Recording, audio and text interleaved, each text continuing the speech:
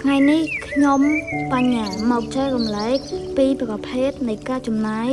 មានពីរគឺចំណាយថេរនិងចំណាយអថេរទី1ចំណាយថេរគឺជាប្រភេទចំណាយទាំងឡាយណាដែលទៀងទាត់តម្លៃប្រចាំថ្ងៃប្រចាំសប្តាហ៍និងប្រចាំខែឧទាហរណ៍ថ្លៃជួលផ្ទះបង់កម្ចី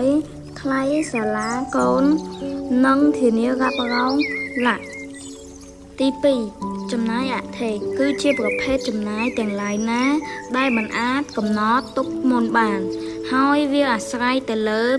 បរិមាណនៃការប្រើប្រាស់សម្ភារៈឬសេវាកម្មឧទាហរណ៍ថ្លៃសាំងការទូរស័ព្ទ